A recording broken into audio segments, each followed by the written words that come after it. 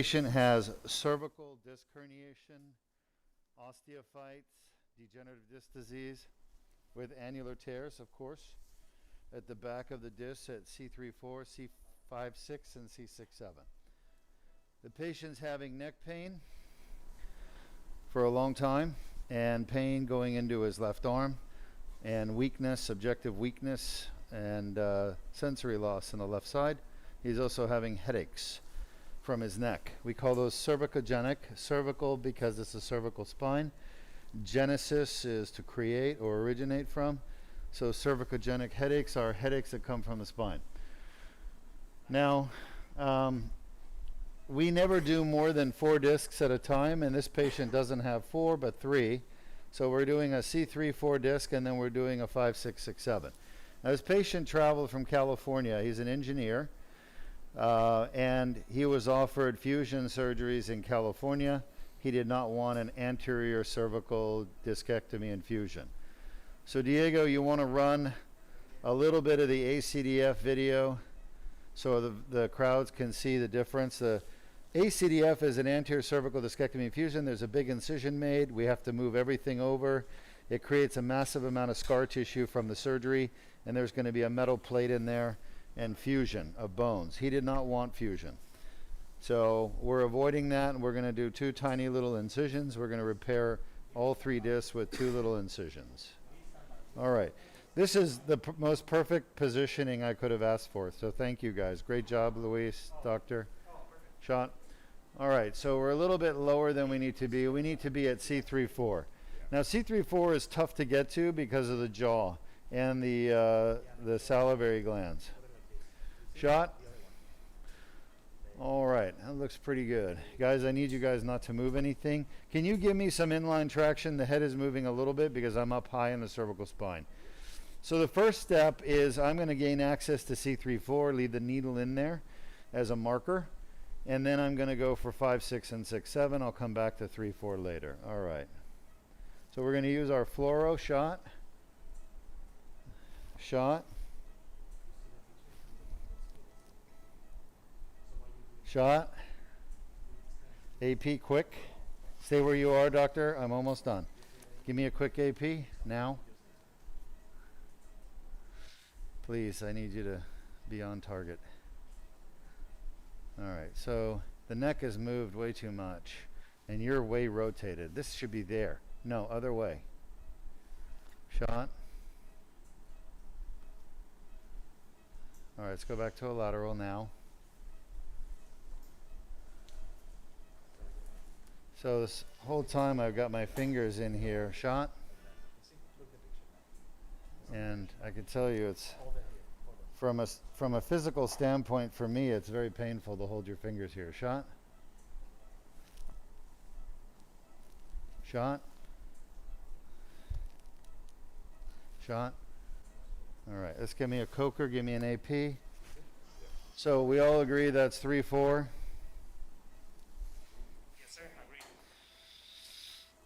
All right, now let's take our time, and that looks really good. But let's come on, give me a good AP view. Let's get the head straightened out. Doctor, can you straighten the head and neck so we can get a nice AP view? Now, while we're doing this, we're getting the spine and head lined up. We're getting the fluoro lined up so we can get a good AP view. Is that better? Yeah, I think that's better. It looks perfect, actually. You can see the tip of the needle is right in the center of the spine. So we're done with that. Let's go back to a lateral. All right. So you're watching the most state-of-the-art advanced spine surgery in the world for the most common condition that affects the spine. And let me break it down for you for a moment.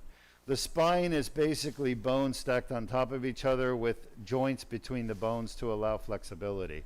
The most flexible part of your spine is your neck, your lower back, and the thoracic spine in between is stabilized by the rib cage, so there's not a lot of movement of the thoracic spine, but there's still bones and discs in there. The most common cause of pain in the spine is going to be a herniated disc. It has many names: herniated disc, bulging disc, extruded disc, protruded disc, ruptured disc. I mean, there's even more, slip disc. So the names you give it are many, but it's the same condition. And then once the herniation occurs and it's fresh, you get a tear in the back of the disc in the annulus. You get jelly pushing through the tear. That's the herniation or bulge. And a bulge is just a small herniation. Over time, inflammation inside the disc where the tear is and the herniation is causes the disc to degenerate. So Deuk Spine Institute is the first place in the world to discover the cause of neck and back pain from a herniated disc is actually a tear in the back of the disc called the annular tear, and it's inflammation in the tear. Diego, are you going to show them the video of the cervical spine of what causes chronic neck pain? Do you mind doing that? Yes, I'm playing it right now. So they can see the tear. Are they able to hear me over the video or not? Traumatic Yeah, injury on the disc can cause annular tears to Let me know when you want form. me to talk.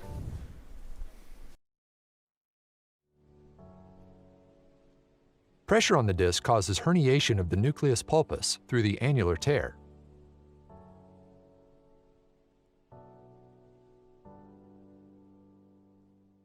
Inflammatory tissue develops within the annular tear, causing neck pain. The inflamed annular tear generates pain signals.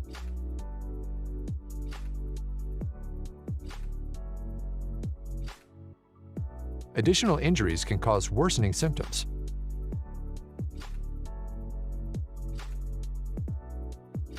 Inflammation from the annular tear can spread to the nearby nerve roots, causing arm pain.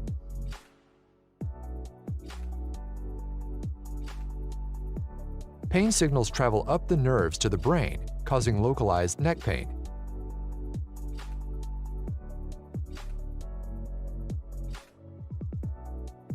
Pain signals reach the primary somatosensory cortex, causing conscious awareness of neck pain. If you have a See, he's like this. We can't have that. Let me know when. You're back. All right, so I hope you understood the animation we created to explain the cause of pain in the neck and headaches.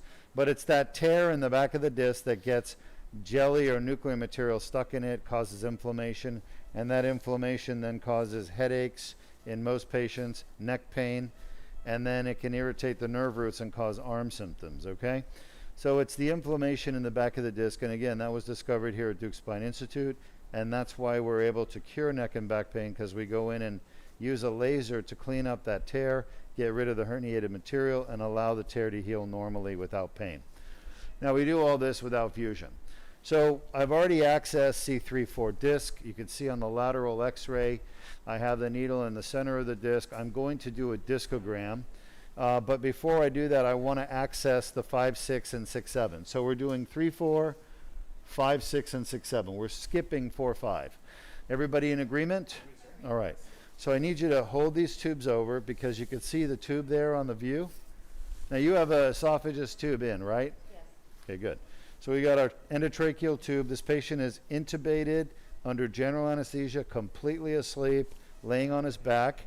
And we also have the endotracheal tube in the trachea. We have an esophageal tube behind that in the esophagus. So I can actually feel those tubes with my fingers, and that way I can displace them to the side with my fingertips as I touch the spine.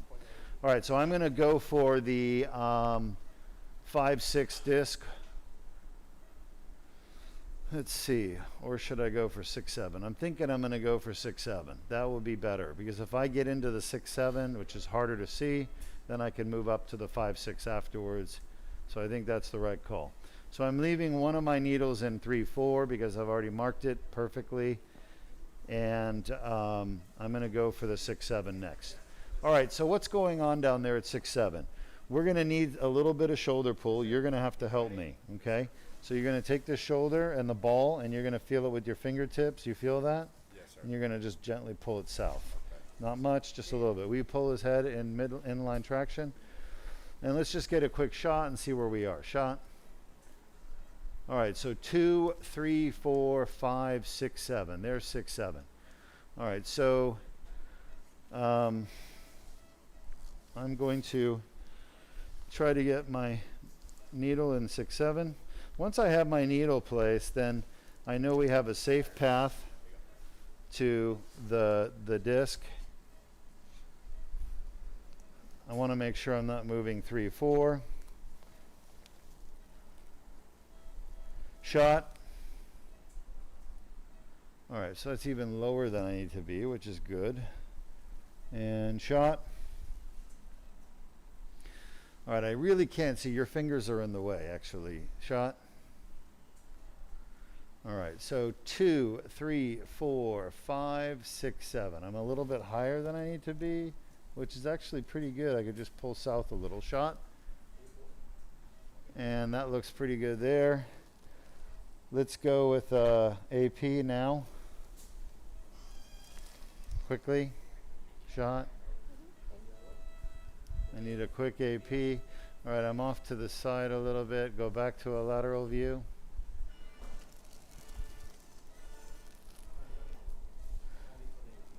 Shot. Shot. Let's get a, hold on, let's get an AP. Again, you got to get me a good AP. I think I'm off to the side. Yeah, I am.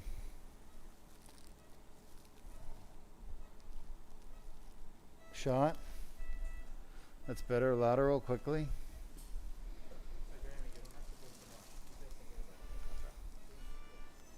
I need you to pull just slightly out down here on the shoulder. That's it right there? Yes, sir.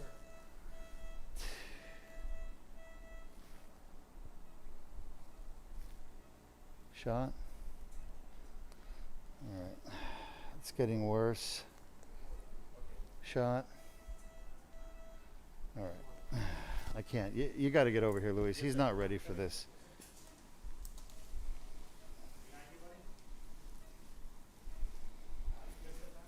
All right, so what I'm trying to do, I need you to give me inline traction with the head not rotated. If you rotate the head, it rotates the spine. It makes it harder for me to see. The head has to be straight up and down. All right, now who's pulling on the arms? You are? Not too hard. And let's just see what we've got with Luis's giving a shoulder pull and you giving a shoulder pull. Come on. Shot. All right, so 2, 3, 4, 5, 6, 7. That's really good. If we could just keep that view. You should probably come a little more south, Jordan, just a little bit, like a half an inch at most. All right. All right, I need to see that 6, 7, and you need to be able to give me an AP view quickly. Now, again, I don't know how he airplaned his body. I just don't understand how that happened. Somebody want to tell me? Did you check to make, I mean, you can see. Position? Yeah. Huh? After the position, you said, or during the position? You mean like a... I'm asking you a question. Yeah. You're in charge of positioning. Yes, sir. Do you see the body is twisted? I see it right now. All right, so how can we let that happen? It should never happen. It's supposed to be straight up and down. If you twist the body, you twist the spine. It makes my job a lot harder, which is already hard enough to do this. Yes, sir. All right. All right, are we good? We're gonna give this a try. Give me a little bit of irrigation here. Helps my fingers slide on the skin a little bit better. Shot, let's just make sure 3, 4 is not moving significantly. All right, good. Let's see where we are here. Shot, okay. That's better. And shot again. It's a little too high. Let's see, hold on. Shot. Shot. I need a little more there. I can almost see the gap, Luis. Yes, sir. Shot. Now, give me an AP. I think we're off to the side. No. You cannot release. Shot. Yeah, we're off to the side. Back to a lateral. Ling, are you pulling, right? Yeah. All right. Shot.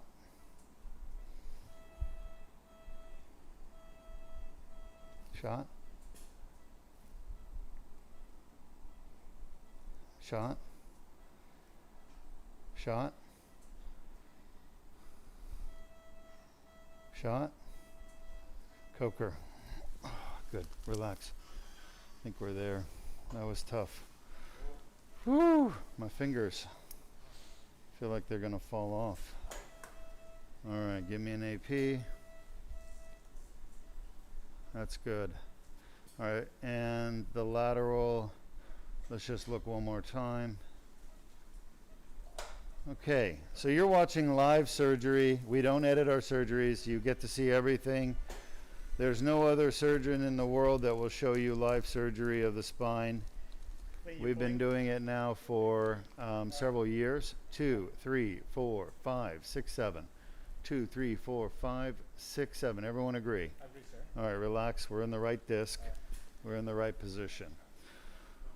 All right, so let's just take a breather for a moment. And what we're doing, for those of you who don't know, is I have my anesthesiologist stabilizing the head, holding it neutral, and giving a little bit of inline traction where we pull slightly and extend. And then I have Luis pulling the shoulders down, and so we can actually see C6-7, because the C6-7 disc is very hard to see. It's really at the bottom of the cervical spine. The shoulders come into play and they block the x-rays from passing through to give us a good visualization. But I'm happy with that view. All right, so next, like I said, we're going to do our discograms. We'll start with C3-4, which is the top disc we'll be fixing today. And then we're just going to let it sit until we get to it at the end. That will be the last disc we do. Shot.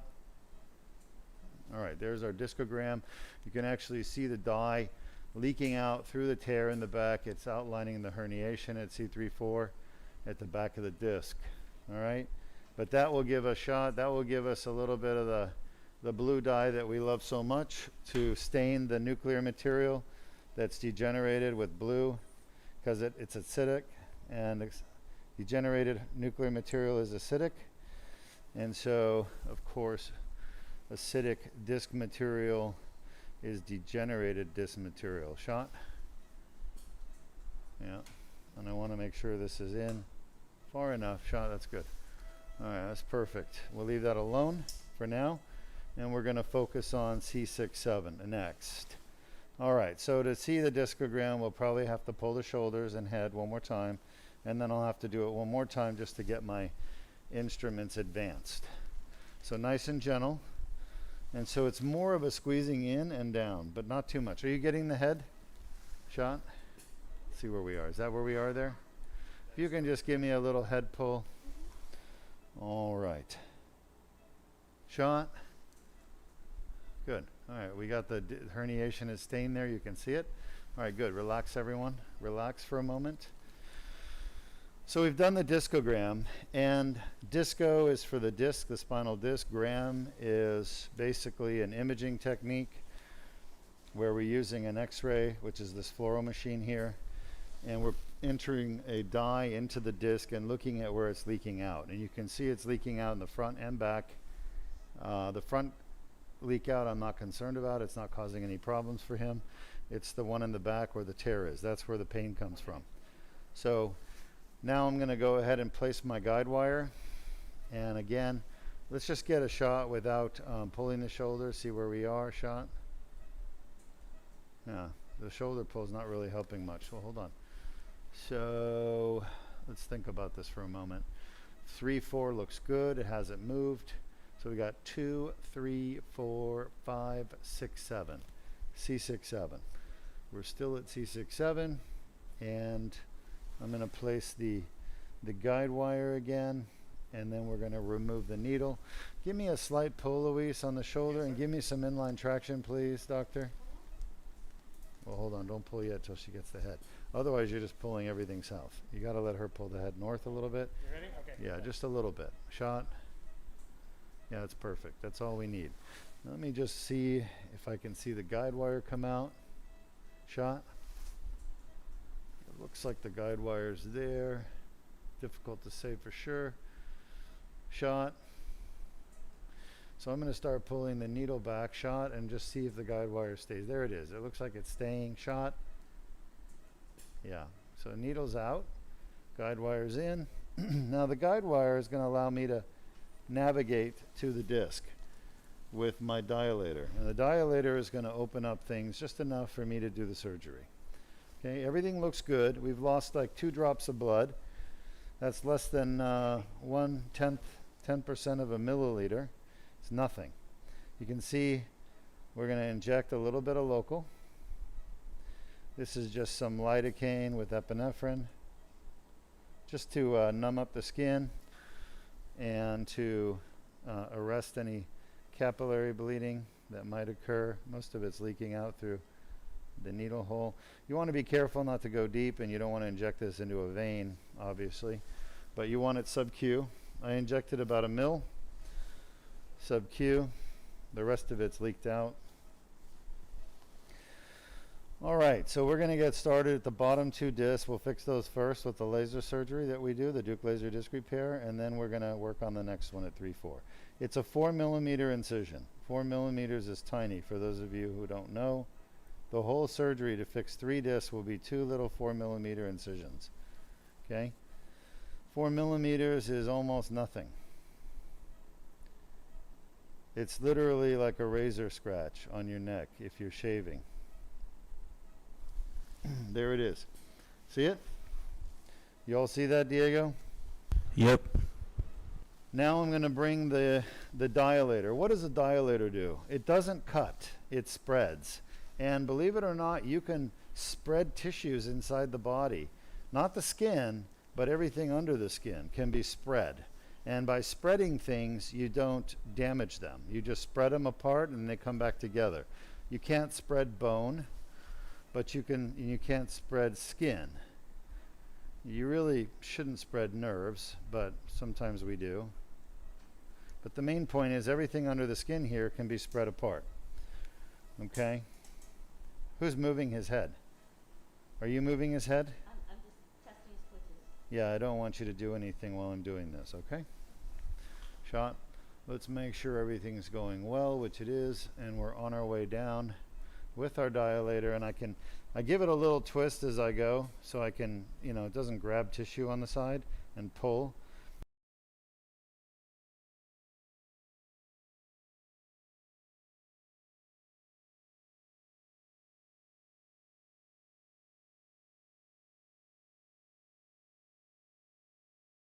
Some of the like what you're seeing right now, which is called the access or exposure.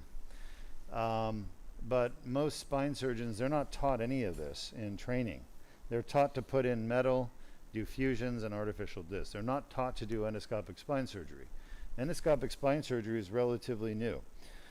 Now, it's been going on in Europe for probably, and Asia now for probably a good 10 years, 15 years, true endoscopic surgery. But not many surgeons know how to do it. And the reason is that there's a paucity of training. There's nowhere to go to get trained. And there's equipment that's very expensive to buy, and it's not available in most hospitals. Let's get an AP. So it's a training issue. It's an equipment issue. And to be honest with you, it's a hard surgery to do. So there's what's called the steep learning curve. It's not easy. Shot. All right, good. We're in the middle, just slightly to the patient's right side of midline. And what I'm aiming for, there's 2 muscles that run on the front of the spine up and down called the longus colli muscles, and I want to avoid them. I want to be between them, and that's as long as you're between the longus colli, and there's probably about 5 millimeters or half a centimeter of space between them. You're fine. All right. So can we make that better? I think you got to wag a little bit so we can see down the disc. Let's try to get our picture. So I'm taking time right now, stopping the surgery and waiting for my technician to line up the fluoro better. You see those 2 dots in the back of C6? Let's try to line those up. Those are kind of the pedicles. If we can get them a little bit better lined up, I mean, that's definitely an improvement. but I think we could do a slight bit better. So because I have to use the X-ray picture to navigate to where I want to go, I think that's worse, if you ask me. Whatever we did, we made it worse. You agree? Because I have to use the X-ray to navigate, Sean, I think that's, no, it's not much worse, believe it or not. It's actually, I could see the disk space now, whereas before I couldn't. So I'm just going to have to be happy with this, okay? I'm going to have to be happy with this. So because I'm using the X-ray to navigate, I want to make sure it's showing me reliable information. So I need to make sure I calibrate it, so to speak, with the spine and make sure it's lined up properly. Okay, I can feel myself passing through the anterior disc, and we're heading towards the back. And I can take this guide wire out now because I'm inside the disc. So I've safely made it from point A to point B. Point A being the skin to point B being the back of the disc. I'm almost at the back of the disc. And I'm just gently twisting this in. I can feel it with my fingertips, okay? Now I've gone as far as I can with my fingertips. If I push harder, I may suddenly give and go into the spinal cord. It could paralyze a patient. We don't want that. So I'm going to use a hammer. And I know for most of you watching, you're thinking, well, if it's delicate, why would you use a hammer? You know? And the answer is, with a hammer, you can actually control how much energy you deliver. And I can do that, and I can feel the advancement of this dilator. So it's actually safer to use the hammer, much safer. Okay, I'm not hammering a nail into a roof. I am basically just advancing the dilator. Now for those of you may have noticed that the angle of the dilator has shifted from this way to that way because it's sliding along the disc now between the end plates of basically C6 and C7, right? 2, 3, 4, 5, 6, 7. So when I started, put your hands up. I'll use Luis's vertebrae. There's the disc space. So I started at kind of an angle like this, and it hit the top of the end plate, and then I brought it down as I advanced it, so it's sliding now parallel to the end plates. All right? So I feel really good. We're at the back of the disc. I can see it on the X-ray. We're at the proper level, C6-7, which is the bottom disc we're going to do. And now we're going to do the entire surgery through this tiny metal tube, folks. This is a Deuk laser disc repair. We are repairing 2 herniated discs, 5, 6, 6, 7, and then we're going to come up here and repair 3-4. Okay? So I've kept my eye on the 3-4 needle, make sure it hasn't moved in or out, and it's in good position. So right now I'm going to focus on fixing C6-7 disc. For those of you that have a herniated disc at C6-7, you can avoid fusion surgery, artificial disc surgery. This patient's not a candidate for artificial disc anyway because he's got too much degeneration of the disc at C5-6, C6-7, and C3-4. I don't know any surgeon that would do artificial disc. It's not indicated. There's contraindications because of the structure of the disc being so degenerated. But anyway, fusion would be a good option for him as a second surgery if he was not able to do the laser surgery that we're doing right now. But don't expect your spine surgeon or neurosurgeon to tell you about the surgery because they don't know about it and they don't know how to do it. This is more advanced than anything they've been trained to do. And he went to UC San Francisco, which is one of the top neurosurgery programs in the country for training. They don't know how to do the surgery. They could just offer him fusion. He didn't want to settle for fusion. He's an engineer. He's a smart guy. He knew there were better options out there. He searched and he found us. Why do we broadcast? Because we want the world to see the truth. You don't have to do fusion surgery. All right, so I'm advancing the tube through the disc. You can see that the tip of the dilator is not moving. I'm checking my C3-4 needle as well, which is slightly deviated from the tissues being pulled south by this process right now, but it's still anchored in a good spot in the middle of the disc. All right, I'm just about to the back of the disc here with my tube. Yep, almost there, and I want to advance my dilator just a few millimeters so I can get my tube a little further in. Shot.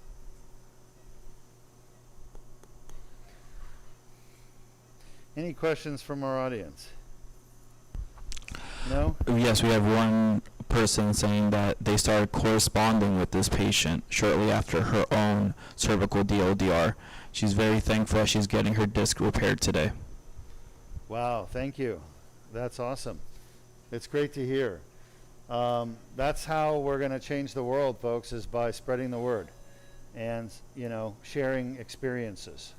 And that's what we're doing today, sharing experiences, spreading the word. So you can see the tube is now passed through the disc. And people say, well, aren't you damaging the disc when you're passing through it? The answer is no. The disc is already damaged. We're not damaging it anymore. We're actually spread the jelly in the middle, and we have spread the jelly to the side, and then when we take the tube out later, the jelly will come back. So we're not doing any damage to the disc whatsoever. The only thing we've damaged in this surgery is the skin. We made a 4 millimeter incision, which is dramatically smaller than a fusion incision. Now, what's wrong with fusion incisions? Everything. When you get a fusion incision, it's not the scar on your skin that's the problem. People say, well, I don't care about the scar on my skin. I don't mind people seeing my scar. Great. It's not the scar on the skin that's the problem. It's the scar underneath the skin that you can't see, that's scarring your swallowing tube and your trachea and your carotid artery and nerves. It's scarring all those tissues together and scarring your swallowing tube to the metal plate right behind it. That's the scarring that's the problem. It's not the aesthetic scar that we worry about. It's the scar tissue that forms on the spine between the spine and the metal plate.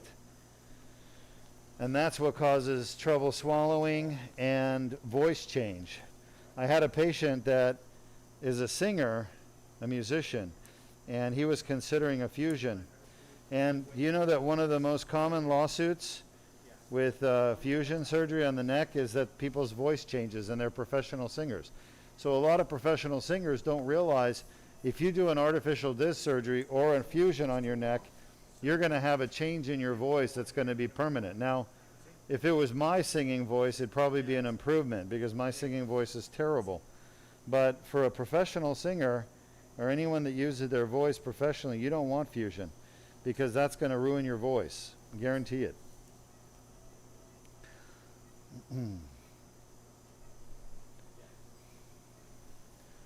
Okie dokie. So now, well, let's show the audience the rig real quick before I go in.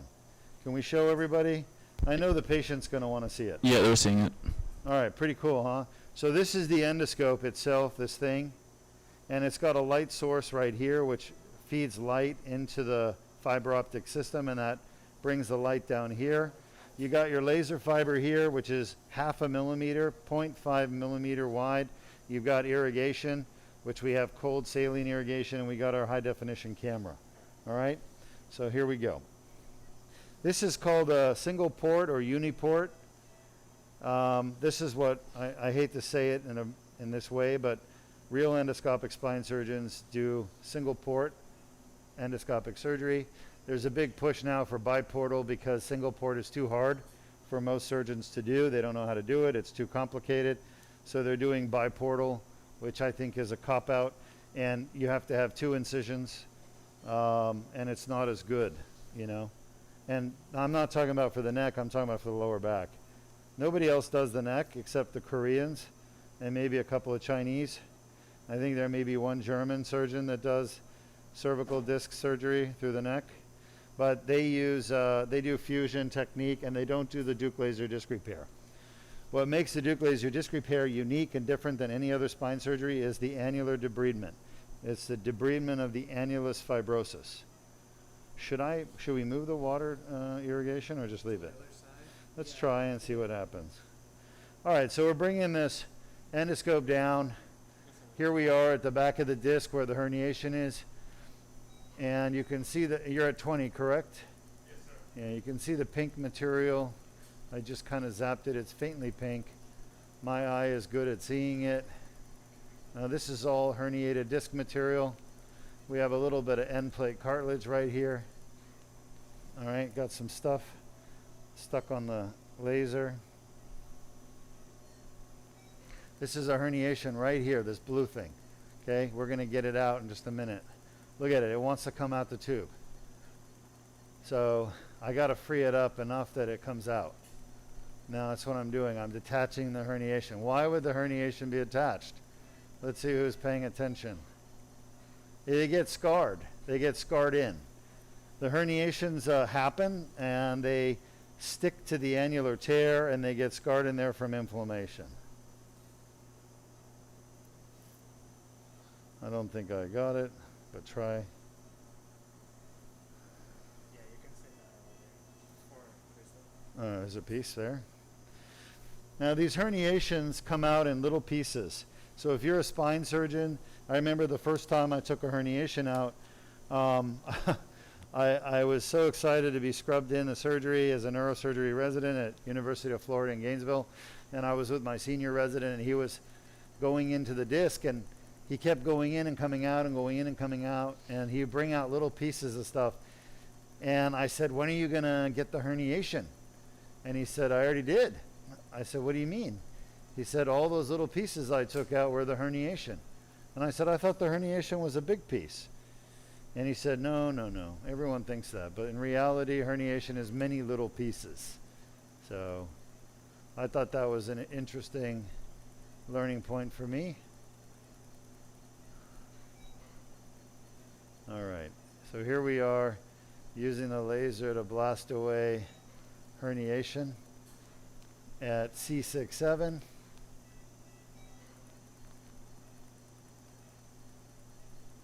Some scar tissue here you can see.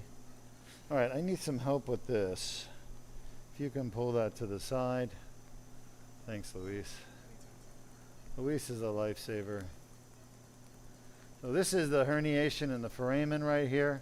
We're getting close. There's a piece of herniation coming out. Most of these in the cervical I float out. I think I float out most of the lumbar too. Just for reference, you see that little glass pipe at 12 o'clock? That is the laser fiber. And that laser fiber is 0.5 millimeter, 0.5 millimeter. Another piece of herniation. I'm going to have to grab that one because it's not coming out. It's too big. Get ready with the towel, with the Raytec. Okay. That should have done it. Let's hope.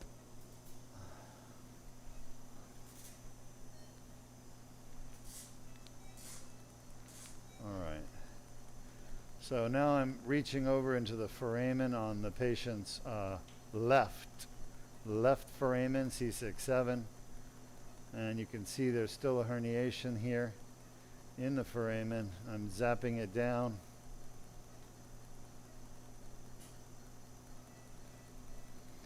And one of the things that are going to affect you if you do endoscopic surgery is the patient's chest. Okay? And what I mean by that is a big barrel chest has a high chest. It makes it harder to do the surgery because you're fighting the chest. Somebody with a narrow chest, much easier to do. But somebody with a big barrel chest, harder. There's herniation right there. Wow, that's a big one. Grab her. So that came out of the neuroforamen on the left, which is the side that we're most concerned with. There it is. Nice little chunk. Let's go back and take a look. How many fragments do we typically see in a herniation? It all depends. It all depends on how big the herniation is, what disc, cervical, lumbar, how many times there's been trauma. More traumatic incidents means more herniations. Every time you do trauma to your spine after you have a tear, you're going to get another piece or two of herniation. All right, you have any questions for me? No questions.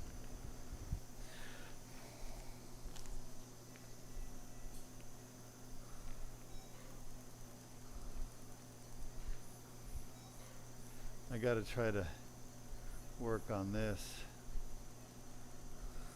I'm going to switch sides. So the nice thing about cervical herniations is you can actually fix the whole herniation, both sides, with one entry point into the disc, like I'm doing with this one. You don't have to go on both sides like you do in lumbar. For patients with a lumbar disc herniation, I go on the side they have leg symptoms like leg pain, numbness, tingling, weakness. But for cervical, you just choose a side to go on. And I always, in cervical, I go opposite of the worst arm symptoms. Okay, so if the patient has really bad right arm symptoms, then I go on the patient's left side of the neck. And if they have really bad left arm symptoms, I go on the right side of the neck. Now, there are some exceptions to that. If somebody has had, for example, a fusion or something else done already in their neck, then I would change sides and I would go on the opposite side of the fusion, because going through that fused area is too dangerous. There's too much scar tissue. You won't be able to separate the esophagus and the carotid sheath, or the trachea and the carotid sheath. And it's very important that you work between the trachea, esophagus, and the carotid sheath. Does that make sense? So you really do have to have what's called a plane of separation. And that plane of separation is very important. Gosh, look at all these pieces of herniation. So lasering them is going to be very inefficient to zap them away and debulk them. You'll be here for hours. That's not good for the patient. So it's better to go in and grab them out when you can. Some herniations are stuck to the annular tear, others are not. I don't know if I got anything, but it's a little hard to tell. Either way, we have to go back in. All right. So. We have a question. Sure. Yeah. Can you fix damage caused by a fusion? Can I fix damage caused by a fusion? Usually not, if it's damage caused like by the surgeon during the surgery, but it's a very important question and a very complex answer. There's a herniation right there. Okay, so virtually every patient that's had a fusion and has pain afterwards, I can fix. And the reason is because the surgeon did something wrong that's fixable, okay? Now, if the surgeon did something wrong that's not fixable, like paralyze you during surgery, I can't fix that. But if the surgeon just left a herniated disc or didn't treat all the herniated discs and left a couple in there, I can go in and fix those herniated discs that they didn't treat. And by the way, that's like 95% of the time. The surgeon leaves, a herniated disc either above the fusion or below the fusion. Then they call it adjacent segment disease, but what it really is I should have fixed that when I was there the first time, but I didn't, because I had a tea time at 3 o'clock and I didn't want to miss it with my buddies. And drinks are half price at the golf club. Okay, sorry, but that's the truth. It comes in many forms. You pick you choose your imaginary scenario, but point is the surgeon didn't fix all the discs that needed to be fixed. Now this guy right here we're fixing, he's got 4 damaged discs, but I think 3 of them are causing 99% of his symptoms. So we're fixing 3, not all 4. Okay? But that's because I have many years of experience doing this, and I'm really good now at figuring out which discs cause symptoms and which don't. Make sense? So if I wasn't 100% sure, I would do what's called a discogram to figure it out. So what I'm saying to you is that most spine surgeons, when they do fusions, they don't do all the fusion they're supposed to do. Okay, and they actually leave patients with herniations. And those herniations cause problems for the patients after surgery. So the patients are not happy with the results and they want to do something more. And I don't blame the patients. Okay? So yeah, we could probably help you, but I need more information. I'd need to see an MRI scan, at least, you know, or a CAT scan, so I could see what's actually going on. Another piece of herniated disc.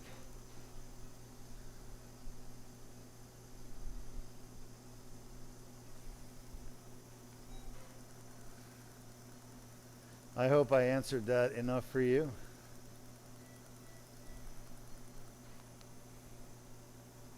Again, all these little things are herniated disc, and we're just removing it.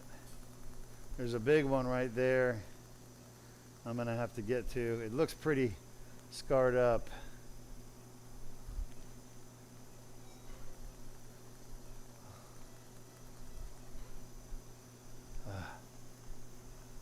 You doing all right? Yes, sir. How's our irrigation? Did you order the... We order, yeah.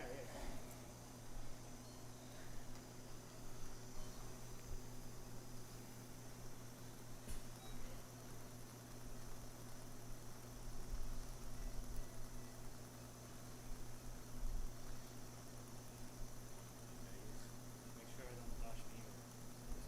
What is the issue? No, I should just telling Jeremy to need to make sure that laser fire don't touch my face or your face.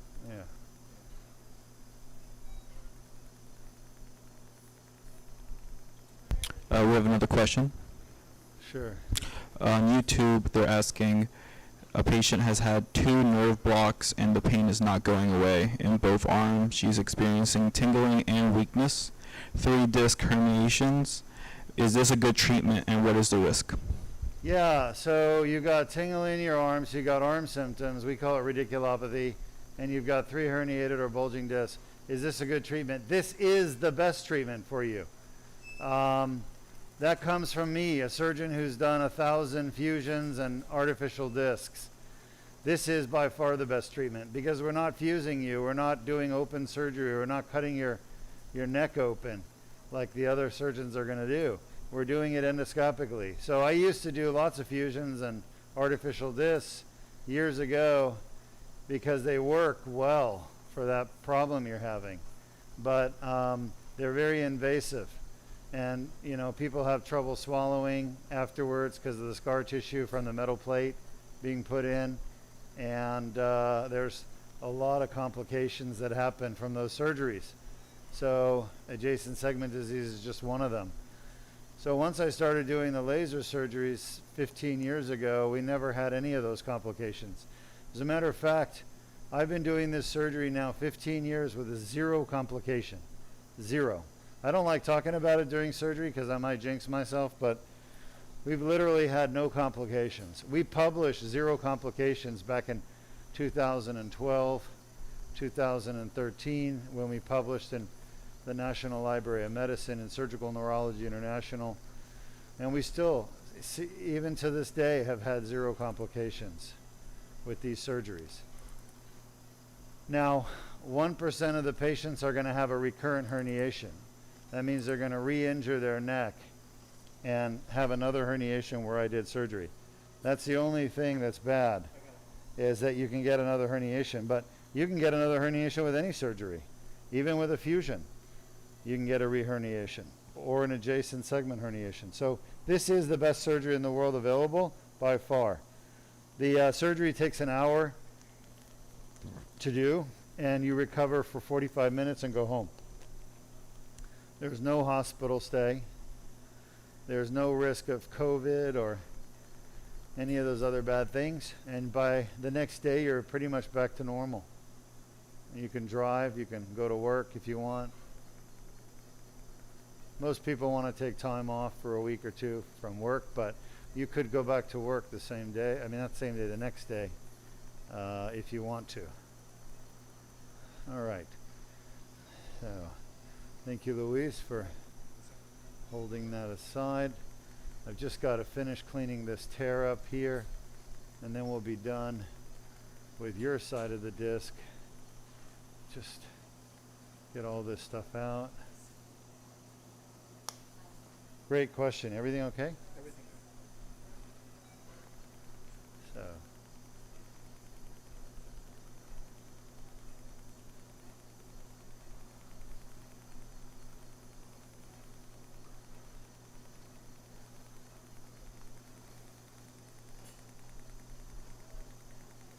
Great question.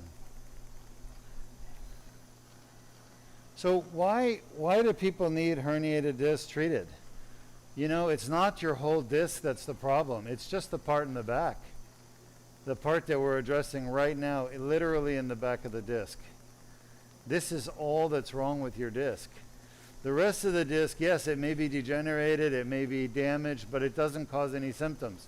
It's literally just the part of the herniation in the back of the disc that causes all the problem. So why take the whole disc out just to fix the little part in the back? Okay? That's really the big question. And I wasn't the first person to do endoscopic anterior cervical transdiscal surgery, but what we figured out here at Deuk Spine was that it wasn't just the herniation that was the problem, it was the tear that the herniation came out of.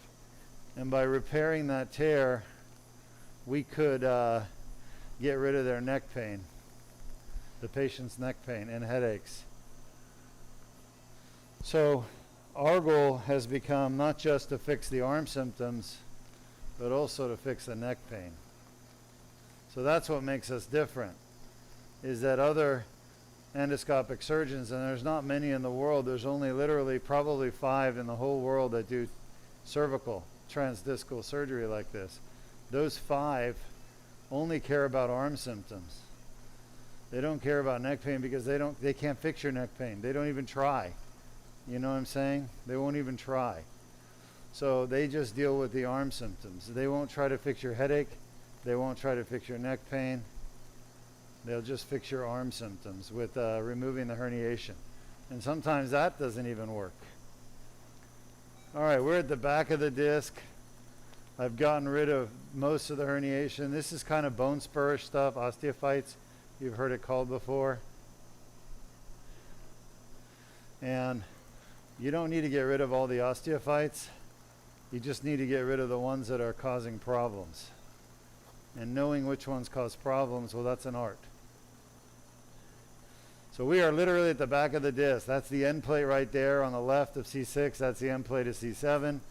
And we're at the little crack at the back of the disc where the herniations are.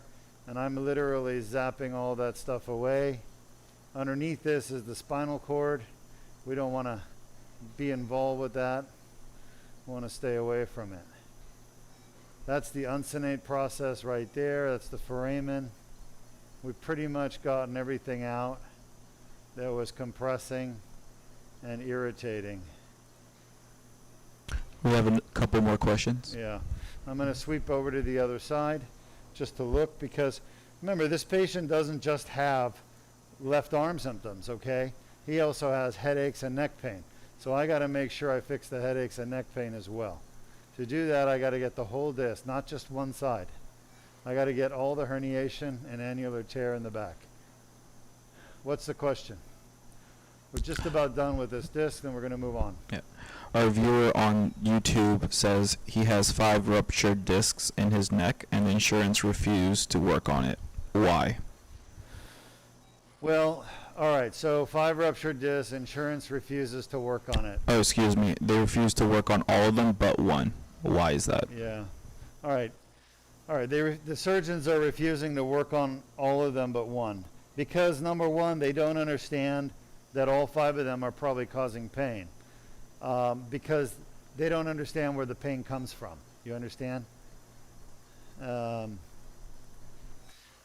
That's really what it comes down to. And number 2, fixing 5 discs is hard. It's a lot of surgery. It's a lot of time. It's more risky for the surgeon. And surgeons don't want lawsuits. They just don't. So the more discs you're fixing in a surgery, the more chance of a lawsuit. So they just would rather avoid it and make you suffer in pain, and rather than expose themselves to a lawsuit, for example, okay? That's God's honest truth. So doing 5 disc surgery is very hard. It's very time consuming. It's physically and mentally demanding. And honestly, there aren't many surgeons that do it. So for somebody to say, hey, I'm going to fix all 5 discs in this patient because they need all 5 done, that's a big ask for a surgeon today. Now, I do it because I know that all 5 are needed, and I don't want the patient to have to come back for a second surgery. So I'll just do whatever's needed to be done during that surgery. Up to a limit of 5 discs, basically. But that's why you're having trouble. That's why they're not willing to do it. It's just a lot of surgery. And the second reason is they don't believe all 5 discs are causing your problem. But they're not trying to treat your neck pain. That's the problem. Surgeons don't do surgery for neck pain. They do surgery for arm pain, arm weakness, arm numbness, arm tingling, and spinal cord compression. So basically what they're saying is we think only one disc is causing all those symptoms. Lights on, please. Let me have the dilator. That's the dilator. You gotta learn this stuff. Iodine, do you have iodine? Do you, please? Irrigation, please. Do a little antiseptic. Let me have the dilator. Wash your face. You have to, every time you... You gotta step back, man.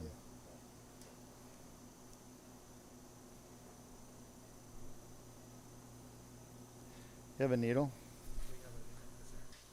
Let go of that, please. So, number one, surgeons don't believe in curing neck pain, but we do at Deuk Spine. But you're not going to find other surgeons that do.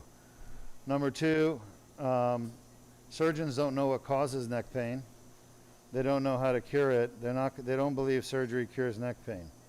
Okay? Most people don't believe surgery cures neck pain. But the reality is the surgery is the only thing that will cure your neck pain. But it has to be the right surgery. So if they only go fix one disc, that's not going to cure your neck pain. I need the needle on that irrigation. Yeah. So the medical community around the world believes that neck pain is not curable, that surgery is not the solution. There is no way to fix neck pain with surgery. I don't think that's the right one. It's the other one. Right?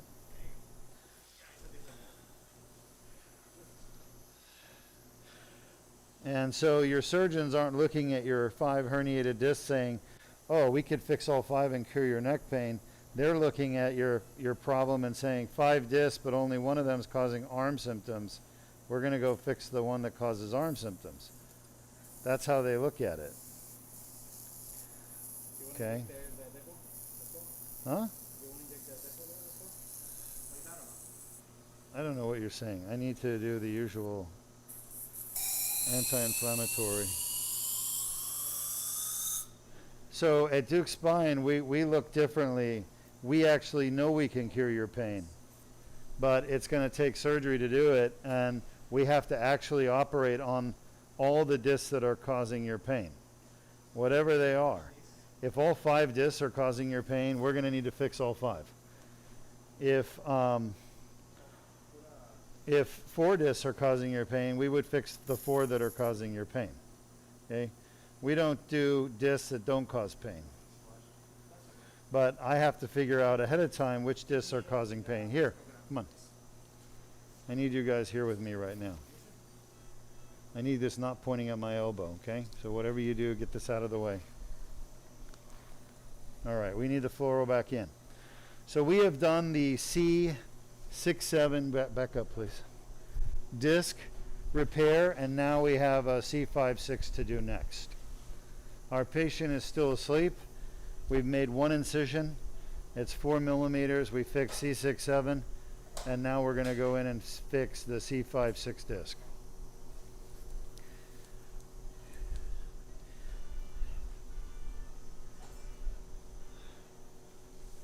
Shot. Is that it right there? All right, good. Actually, it's pretty good view of 6-7, right? All right. Now I need you to get 5-6 beautiful for me, okay? So now I have to track from C6-7 disc to C5-6, and I have to do that. That's pretty good with the dilator.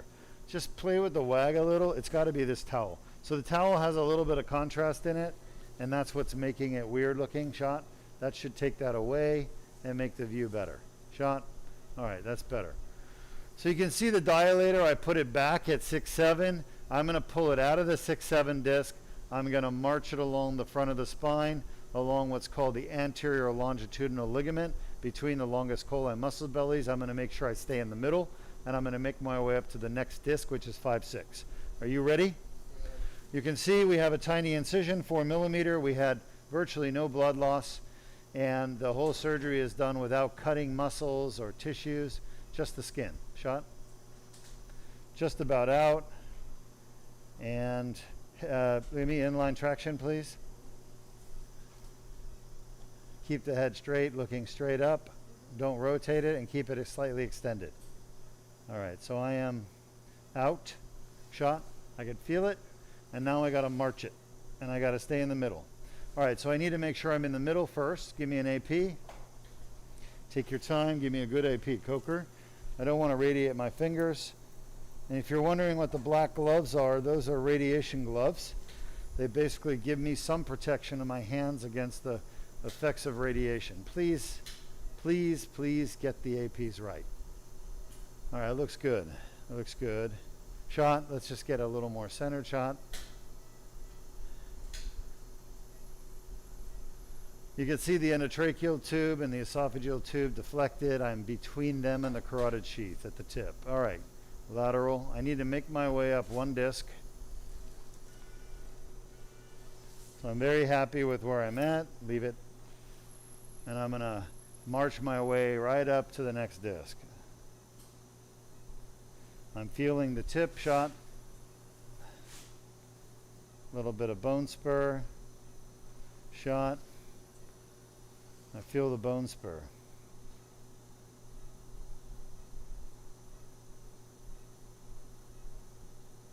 Shot. Shot.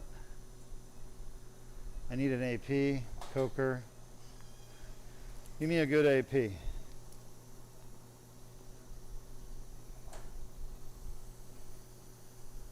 That's perfect. Back to a lateral.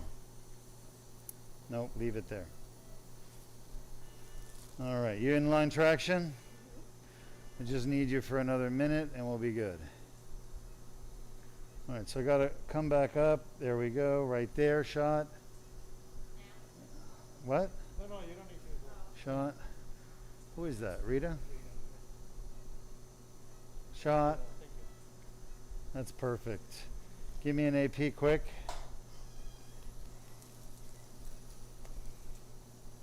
Nobody move. Hurry up. Perfect, lateral. So, I'm right at the front of the C5-6 disc. Nobody move. Give me a quick lateral. I need to get into the disc. Gently, carefully. Shot.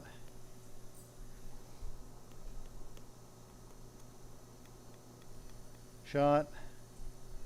Yes. Shot. Shot. Give me an AP. Just want to make sure we're making good progress and in staying in the middle. Yeah, we are. Lateral. So this technique you're seeing is the one that I've developed here at Deuk Spine years and years ago, and you won't find it anywhere else in the world unless they're copying my technique, which is entirely possible. All right. Shot. So we're going to do a discogram now. And this procedure is called the Deuk laser disc repair, in case you're wondering. You can read about it. Shot. Now, we haven't gotten into this disc, right? This is the first time. Shot. Just need to clean out the pipe. We'll do our discogram. We're going to shoot the discogram right now. And I'm injecting really 3 things. A little bit of saline, a little omnipaque, and a little indigo carmine. Doesn't want to come out. Shot. Yeah.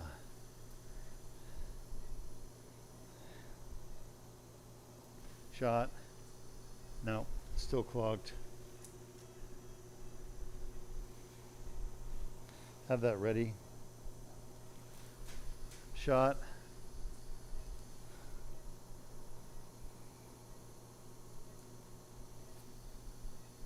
Shot.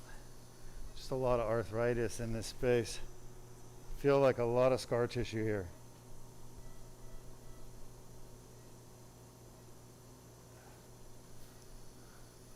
I can feel it at the back of the disc. Shot. Huh. Just doesn't want to come out. All right, let's do this. Give me a better view. I want to make sure we're lined up with the end plates. And I think you're off on the orbit a little bit. Shot. You can relax your hold on the head. All right, so try to make that better. It's pretty collapsed space.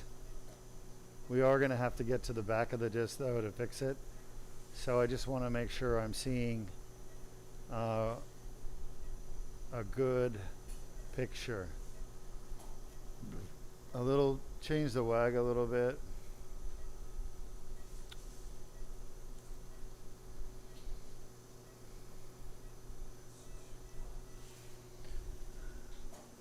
Two, 3, 4, 5, 6. Yeah, 5, 6 is the most collapsed. I think that's probably as good as we're gonna get it. Let me have the mallet.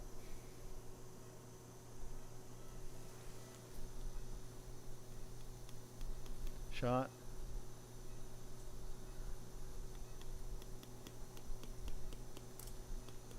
Shot. That is seriously collapsed.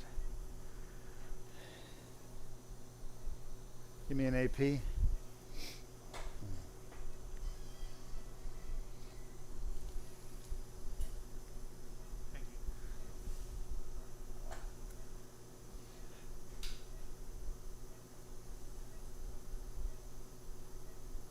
you. Yeah, we're heading to the proper side. No, 5, 6. All right, let's go back to a lateral. He's still relaxed, right? How many twitches does he have? Barely one. Not even. All right, good. I don't want him fighting me with his neck musculature. Shot. Shot. All right, yeah, definitely collapsed at the back there. Shot.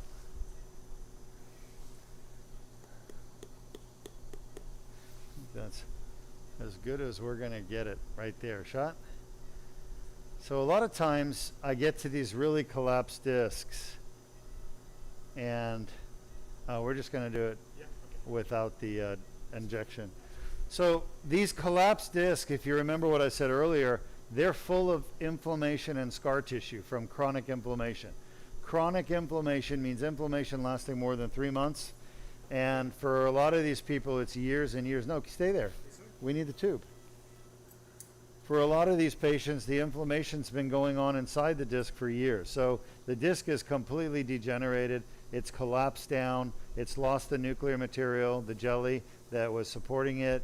And the disc is like almost bone on bone, but there's a lot of scar tissue between the end plates from all that inflammation.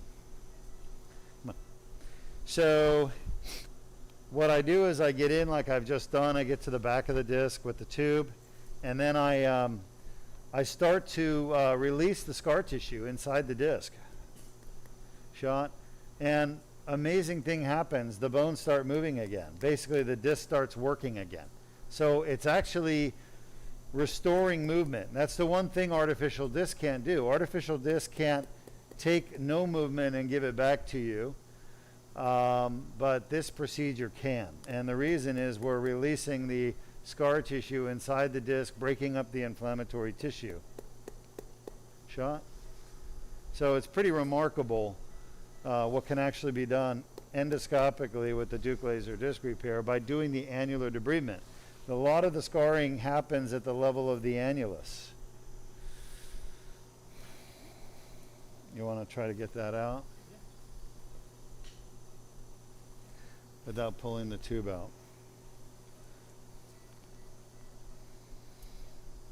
Let's see if you can move it. Again, we have some cold welding going on between the dilator and the tube. You get it? Yeah. Shot? Shot. Beautiful, nice job. All right, so there we are with our tube at the back of the disc. Kind of hard to tell because of the angle, because he has some scoliosis of his spine. But that said, I'm very happy with where we are, and our C3-4 needle is still in good position. So we're gonna get this C5-6 disc done, and then we'll head over to the C3-4 for our last disc for this surgery. Okay, this tube, I like the tube to be facing away, like this way. I think it's just we got too much tube, but that's fine. What other questions do you have for us? Yes, we have a commenter on YouTube that says he had a fusion on C4-5 and 5-6 and is now having problems on C3-4 and C6-7. He wants to know if this surgery can be done for him. Yeah, so great question. Person has had a fusion at 2 discs and now has adjacent segment disease above and below the fusion and wants to know if this surgery can be done.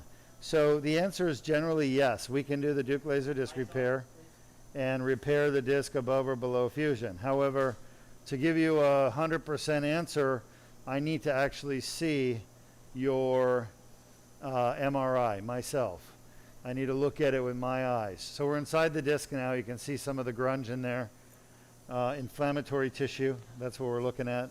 When we send this stuff to the lab and the pathologist looks at it under the microscope, they always come back inflammatory changes, degenerative changes.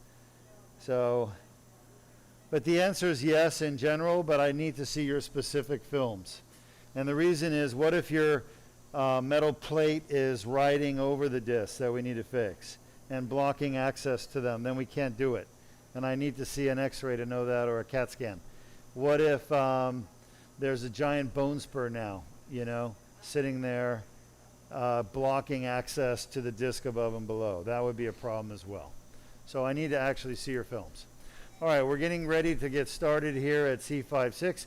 This is all scar tissue from prior surgery and osteophytes. It is a bad shaped disc, but nonetheless, we should still be able to fix it, and I expect to eliminate his symptoms as a result. You can see a wad of scar tissue, like a little Grand Canyon of scar tissue right here between the vertebrae. All this stuff is calcified scar tissue and disc herniation. And we're going to start getting some chunks coming out. These won't be stained blue because they're so scarred up, and scar tissue doesn't stain blue with our dye. All right, look at all that scar tissue right there, all calcified. That's what the golden color is. The golden color means it's calcified. It's got calcium. That's what happens when the laser energy hits calcium. It turns golden. So calcium in tissues. We call this dystrophic, spelled D-Y-S-T-R-O-P-H-I-C, calcification. It means that your body's response to bad tissue, damaged tissue, is to calcify it and scar it for whatever reason. Nobody really knows why, but that's what happens, okay? I don't make the rules, I just follow them. Anyway, this is scar tissue. And now you're going to start seeing some movement as I start zapping some of the stuff away. At first, it's going to be really stiff. The bones aren't moving much, but by the time I'm done, he'll get movement back at this disc. Okay, watch that laser. Do not let you got to not let this hit my face. Yes, sir. You got put your hand there. Guard it. Get your hand up there. Yeah. All right, this is all scar tissue here, this canyon. And we're just herniated disc and scar tissue. We're just zapping it away. There is no tool in the world that can do this besides the laser. So when people make fun of laser spine surgery, they have no clue what they're talking about. That's kind of like, you know, people laughing about, you know, flying, you know, many years ago. Oh yeah, you can't fly. It's impossible. And then a jet flies over their head, and they're like, "What was that?" You know. When technology is so advanced that most people have no clue it even exists, and then they see it for the first time, and they think the gods have descended from heaven. Well, that's what this technology is in the spine world. When you go and show a spine surgeon this surgery, they're like, they just can't believe what I'm doing. They've never seen anything like this done. Not even remotely. They're just, so how can you expect that doctor to recommend the best treatment in the world for you when they don't even know it exists, let alone know how to do it, okay? So if you have a basilar apex aneurysm, an aneurysm in the brain that's going to kill you, and I'm a neurosurgeon, so I'm supposed to know how to fix that, which I do, but I was trained to do open surgery where you move the brain over and you gain access to the basilar apex, you expose the carotid or the vertebral arteries, or you have some mechanism of closing them off so they don't bleed to death if the aneurysm ruptures. The point is, very complex, very difficult surgery, requires special tools, special training. Even among neurosurgeons, it requires special training. I don't try to do those surgeries. Why? Because even though I did a couple of them as a resident, it wasn't my passion, and I never did a lot of them. And because of that, I'm not the best to do it, okay? But if I saw someone doing that surgery, I would say, wow, how is that even possible to go in and coil that thing? I've never seen that done before. Well, just because you've never seen it done before doesn't mean it's not the best treatment for a patient. What I'm getting at is just because your spine surgeon has never seen endoscopic surgery done before doesn't mean you shouldn't get it done yourself because your spine surgeon doesn't know how to do it. That's just silly. You as a patient, and that's why we broadcast these surgeries, you as a patient are kind of responsible nowadays for figuring out what's the best treatment for you and not just relying on what can my local surgeon do, So there's better treatments available now, but you're going to have to go out and educate yourself on what's available, and I know it's hard because, I'm also a patient, right? And when I need something done, I want to know, well, what's the best way to do it? So, unfortunately, there's no one book that everyone can go to read about the latest and best treatments available in the world for every medical condition. So maybe it's not a bad idea for someone to write that book. But, this surgery wasn't available more than 15 years ago. So it's something new in the last 15 years, but it's substantially better than anything else available. All right, so already starting to see a little more movement at the back of the disc here. Luis, are you able to get more of these tubes as well? These one are hard to get it because. I know, but you got to get them. Yeah, I still search. So either, no, not searching, you got to find them. Either you find them or have them made. Okay, you understand what I'm saying? There are companies that make stuff. And you have to talk to them and say, hey, can you make this tube identical? See if they can. And then, of course, talk to the company that originally manufactured it, see if they have any available. All right, so we're cleaning up the back of the disc where there's tons of scar tissue and herniated disc. And this, I can see from this disc, this has been going on for, I would say, at least 20 years. This is not a new injury to the disc. This is a very old injury. This is a very old injury to this disc. At least 20 years, maybe 30 or 40 years. So this disc is just, this is like really badly damaged. It's kind of like something rusting, a piece of metal rusting. And if the longer you let it rust without treating it, the more rusted it gets, the more damaged the metal gets. Now, none of these discs are beyond repair. Look at this. I'm actually zapping away the scar tissue and herniation back here. And it's working with the laser. Why? Because the laser is more powerful than any scar tissue, any bone spur, any osteophyte, anything in the human body. The laser is actually more powerful and can actually fix the problem. But unfortunately, most spine surgeons don't know how to use the laser, and they just laugh at it if you mention it to them because they don't understand what it can do. But we're finding more and more use for laser in medicine. Even in brain tumor surgery, there's now lasers that can be used to treat brain tumors. And this patient lives in San Francisco, and he went to UC San Francisco, and all they could offer him was a fusion surgery, Fusion. which is what 99% of spine surgeons do, because they don't know how to do this type of surgery. This is a very state-of-the-art surgery, and he couldn't even get it done in UC San Francisco. I will say that unfortunately in the United States there's a tremendous pressure for spine surgeons to do fusion surgery, okay, by companies that make billions of dollars a year selling those metal for the fusions and the cages, okay. They were pressuring me too when I was a resident, and then they're not mean about it. They don't say I'll break your legs if you don't do fusions. They do it the opposite. They send pretty girls to the office, sorry guys, and they try to entice you and get you to use their products, their metal, and put their stuff in. And believe it or not, a lot of surgeons do it. They go for it, you know.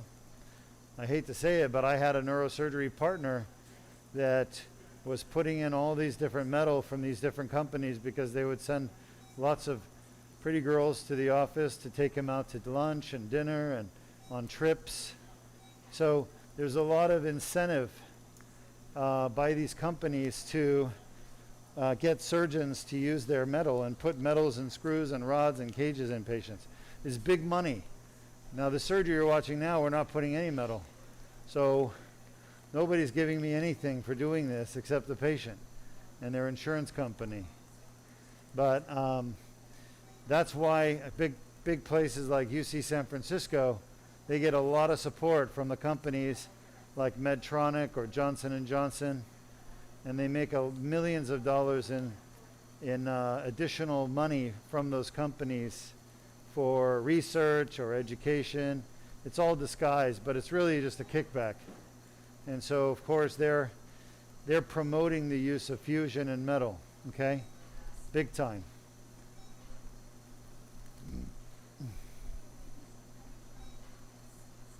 All right, just about done.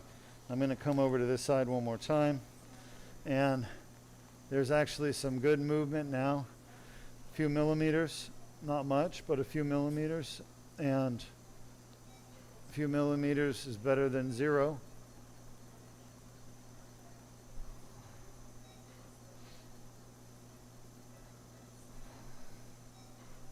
I'm out the foramen here. Any other questions?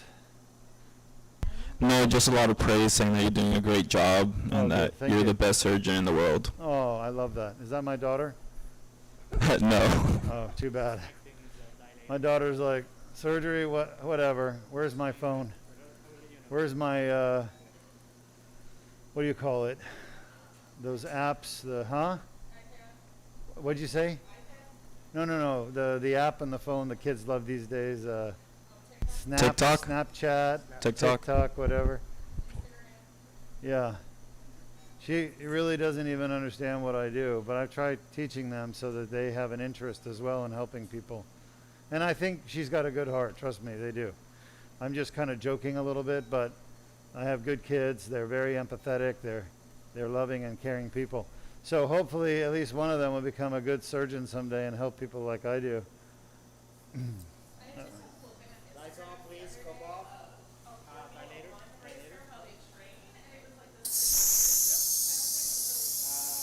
Yeah. Formula One drivers are probably the most.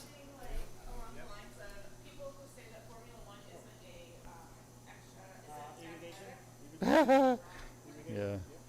Formula One is very athletic. All racing is athletic, not just Formula One. People don't understand how hard it is to race a car and take the car to the limit. Honestly, I didn't know either. I just thought you just hit the gas pedal and go. Yeah, the suit's not big. It's the G-forces that are crazy, because they're literally pulling your body and pulling your organs apart in your body. When you hit like 4 or 5 Gs.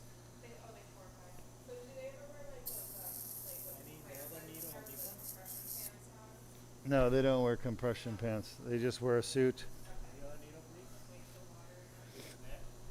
Now, Arias got into an accident in his F4 car at Road America, and he hit the wall because the suspension failed on the car during one of the turns. Okay? And he hit the wall at 52 Gs. He hit with 52 G force. Yeah. Which is, he didn't black out, nothing happened. He was like fine. He was just angry. Yeah, it was during qualifying, and he was not happy because he qualified like, I think, 5th. And he wanted to be on pole. So after hitting at 52 Gs, he got out of the car and he was just upset that he didn't qualify on pole. I'm like, are you freaking kidding me? I'm like, did your neck hurt? No. But that shows you how safe a lot of the most advanced cars are, that the carbon fiber and cockpits carbon fiber, the way they're designed. Yeah. Yeah. There's no water in the suit. No, they sweat. They get hot.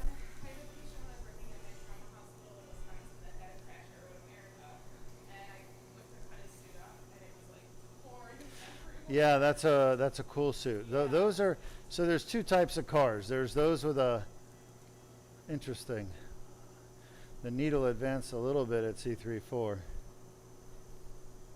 But it's still safe. So there's cars that have an engine in the front, and there's cars that have an engine in the rear. And if your engine's in the front, then all the heat from the engine passes through the cockpit. So you need a cooling suit. But the cars that Arias races are open wheel with an engine in the rear, and so they don't get quite as hot as those guys and gals that do the racing with the engine in the front.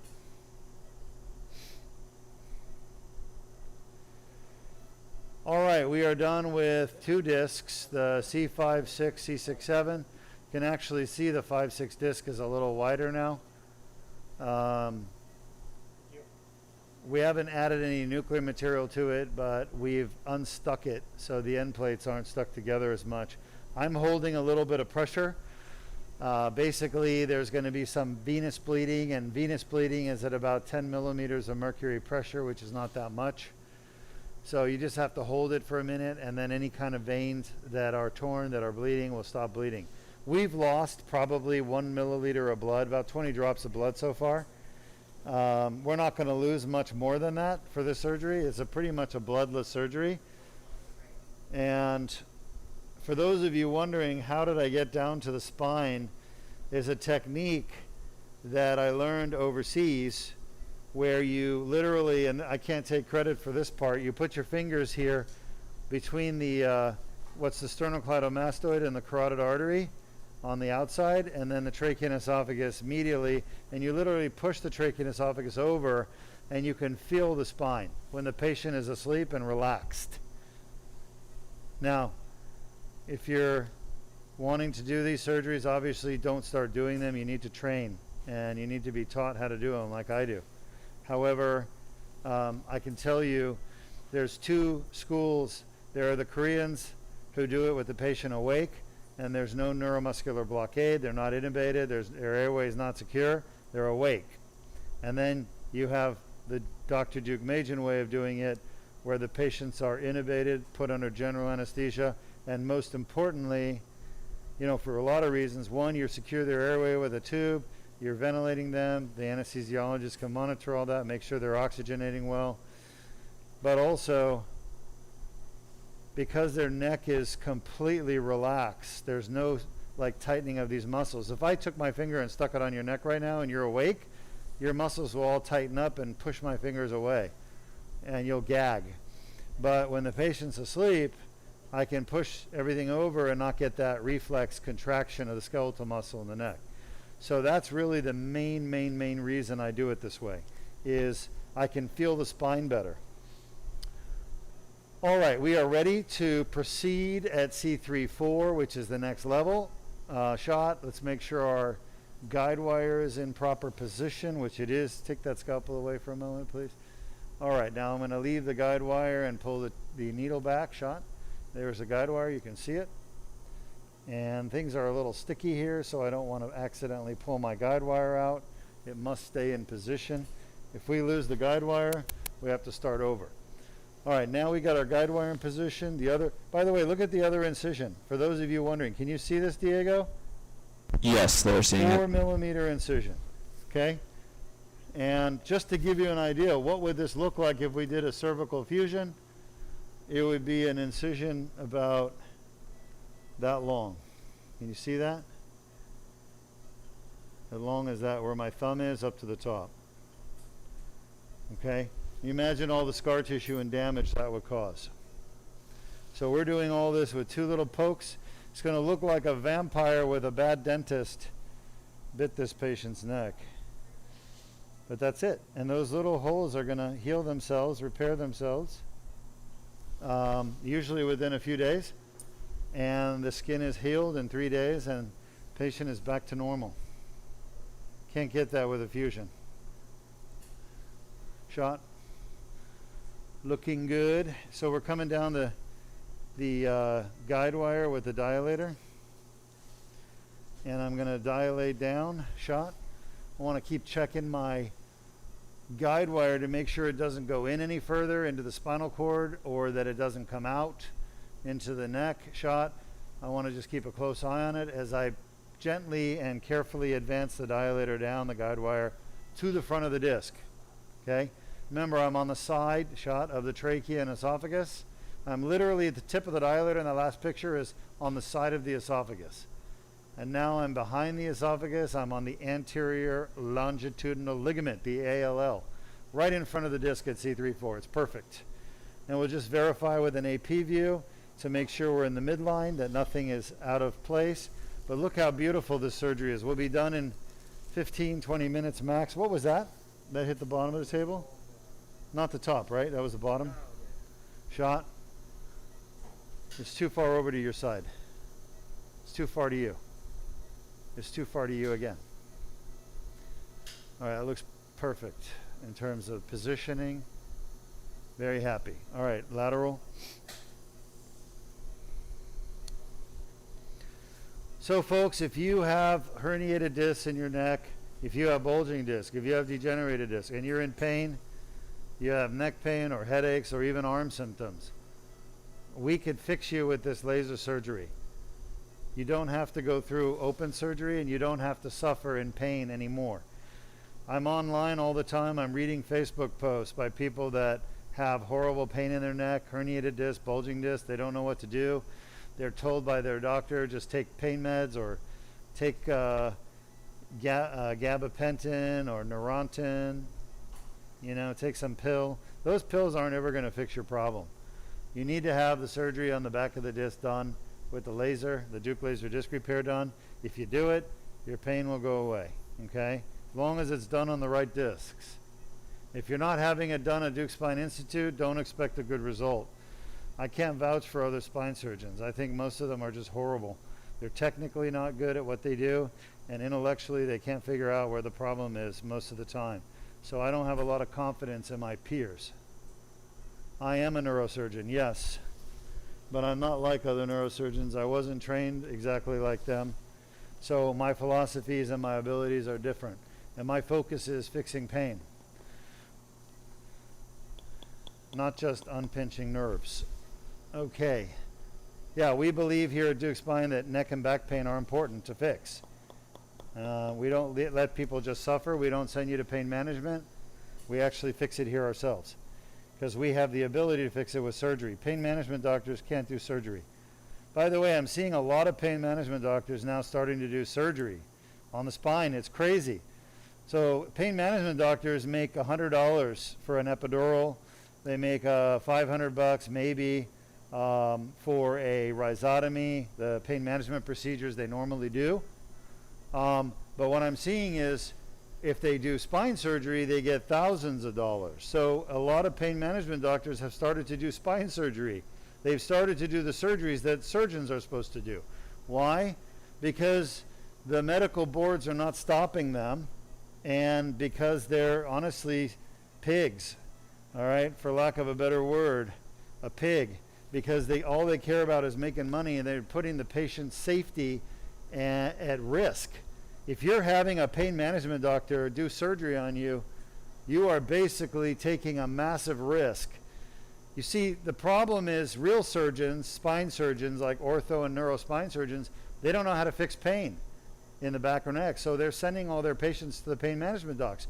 The pain management docs they have this population of people with pain in their neck and back, and they're like, oh, we can do whatever we want on you. So they're doing all these expensive procedures so they can make money, but they're not qualified to do. They've never been trained properly to do it. So this is a bigger and bigger problem that I'm seeing more and more. Pain management doctors doing surgery. If your pain management doctor wants to cut on you and do a surgery, run. Because they don't care if you die or are paralyzed. They hide from the bad outcome. But you got to watch out. That is not the standard of care. You should not have surgery done on your spine by a pain management doctor. Okay?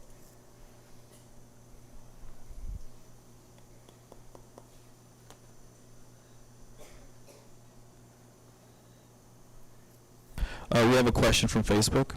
Yeah. Okay. Yeah. Okay. Shot?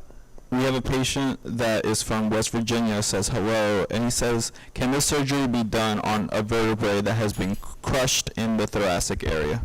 Great question. So this patient in West Virginia, hello. By the way, I was just in Virginia. Today is Tuesday. I was there this weekend. Friday, Saturday, Sunday. Can we not hit the table with the floral? I was at the Virginia International Raceway for 3 days. Beautiful, absolutely beautiful place. And the leaves are starting to turn, just gorgeous, great weather. Anyway, long story short, can this laser surgery be done to fix a fracture in the thoracic? The answer is no. The Deuk laser disc repair is designed to fix herniated or bulging discs that cause pain, not fractures. So a thoracic fracture can be fixed easily with a procedure called a kyphoplasty. Kyphoplasty. So if you have a fracture in the thoracic spine, and it is a what's called an insufficiency fracture of the vertebral body, as long as it's a vertebral body fracture, you can get a kyphoplasty done. That is a very straightforward procedure. There's lots of surgeons that do it all over the country. It's a needle that goes into the bone and fills it with cement to stabilize the fracture. Now, if you have a different kind of fracture, like you have a motor vehicle accident fracture, you may have a fracture dislocation, and that's a different beast altogether. So I need to know what kind of fracture you have, but if it's a simple compression fracture, insufficiency fracture from being osteoporotic, then a kyphoplasty is the best treatment. As long as there's no disruption of the posterior cortex in the back of the vertebral body, as long as you don't have a crack back there, all right? So vertebral body compression fracture, kyphoplasty, best treatment.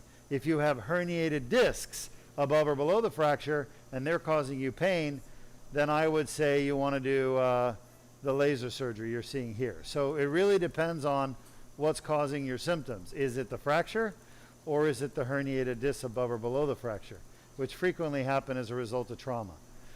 So I don't know. Now, there is another cause of vertebral body fractures. It's called pathological fracture. What that means is there's an infection or a tumor that's living in the bone, growing in there, eating it away, and basically destroying the bone, making it weak, and then you fracture.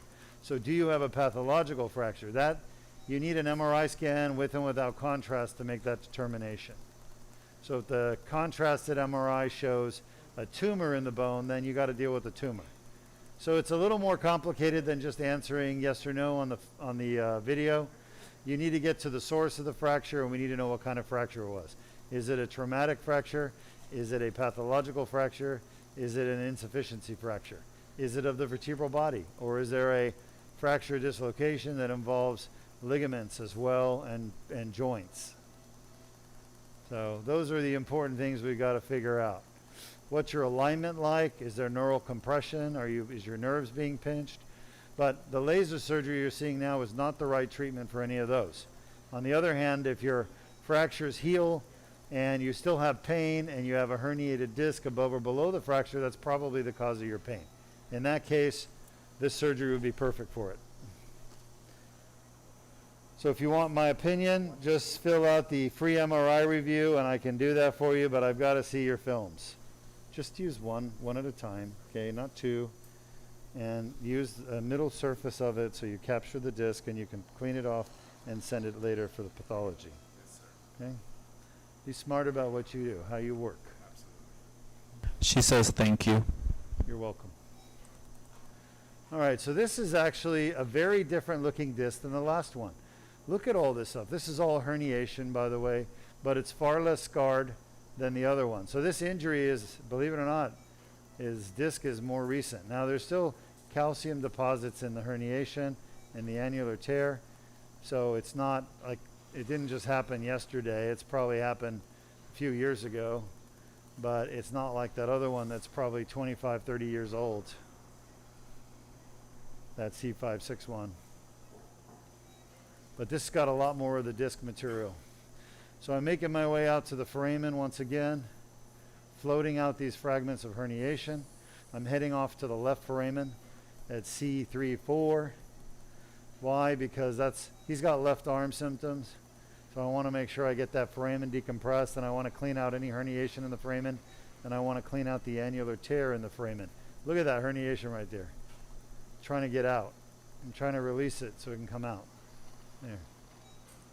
Pretty cool. All these little chunks of herniation coming out. And I'm floating them out. And the reason I can float them out is I'm using a saline irrigation going down this tube through an IV. There's a bone spur. And I'm gonna have to grab that out. It's too dense. So if you enjoy Deuk Spine Institute's educational videos, we have a lot of videos on YouTube. We have probably over 1,000. And we have lots of testimonials of patients who have had the laser surgery over the last 15 years.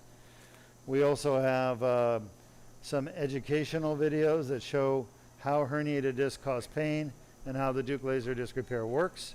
We also have reaction videos where I'm talking about important topics in spine, like insurance or artificial discs, or lots of things. Kickbacks to surgeons from implant companies.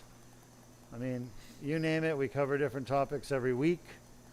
And Diego has been very instrumental. Diego is part of my broadcasting team. He's been very instrumental in working with me to get these reaction videos out onto YouTube, along with John May. And hopefully you find them not just educational, but also entertaining. Woo, lots of herniations here. And these are more collagenized. More collagen. They have more collagen. The white stuff. So I'm breaking them up with the laser and floating them out with the irrigation. Irrigation is just usually saline fluid that goes into the surgical wound during surgery. The thing about endoscopic surgery is you always need irrigation. Whether you're doing a knee or a shoulder endoscopic surgery, you use irrigation. Please don't try this surgery at home or in your garage. This is, we make it look easy, but it's really very advanced technique that 99% of spine surgeons can't do because they don't know how to do it and they don't have the right equipment or training to do it. So please don't try this on your sister, maid, dog walker. Get it done right. Get it done right the first time, you won't have to do it again. All right, so that left foramen is pretty collapsed and arthritic, but I don't see any more herniation in there. One thing about the laser that I use, that if you're going to do this surgery, you must use this laser, Homium YAG. There's nothing I do that's happenstance or chance. This laser is special. It actually does more than annihilate the bad tissue and destroy it by vaporization. It actually does something else very important. Anybody know what that is? Luis knows. Let's see if our audience knows the answer. Besides vaporization, what else does this laser do? Let's give our audience a few minutes and I will tell you. But you can actually see it right now if you're paying attention. I've mentioned it before. The engineer will appreciate it. We're going to be done in 5 minutes. Doctor, if you want to start getting him ready to wake up. And we have one more surgery to do. But anyway, as I was saying earlier, if you enjoy our educational pieces at the Deuk Spine Institute, then you may want to download our app. Go to your phone and go to the App Store and look for Deuk Spine Institute app. The only problem is it costs a lot of money. Just kidding, it's free. And it's got lots of great content that will bring you up to speed on the most modern advanced diagnostic and treatment options for patients, along with the most common spine diagnoses. I was saying earlier, at Deuk Spine we treat what are called degenerative conditions, which are the most common problems people get in the spine. All right, there's also cancer of the spine, there's infections of the spine, there's trauma like fractures, acute fractures of the spine, but the most common spine disorders are degenerative. And degenerative spine disorders are what we specialize in. And that's 95% of spine issues today around the world, even in cities that have car accidents, a lot of them. The most common reason to have a spine issue is a degenerative disc, a disc herniation or a pinched nerve. Okay? So that's what we treat. And we treat them with this laser endoscopic surgery, what we've been doing now 15 years. We've had 0 complications to date. Pretty cool, huh? Those look like fibers of the posterior ligament right there. You see them? They're kind of bluish, but they're running up and down. This is the foramen. And this C3-4 had a bigger herniation on this side than it did on the other. So I'm making sure we're getting it. Did somebody come up with the answer of what the laser does besides vaporize? No, you haven't. Oh my gosh. I have to cavitation. That's correct. It creates a pressure wave. And that pressure wave in the liquid blasts like a pressure washer. It blasts everything out of little holes. Cavitation. Cavitation is a powerful sound wave moving through liquid. It causes the liquid to deform or cavitate. Do I have to teach you all everything now? Huh? Just kidding. Don't mind it. Just about done. Breaking up this herniation into little pieces and getting rid of it. All right. Huh? Be done in 3 minutes.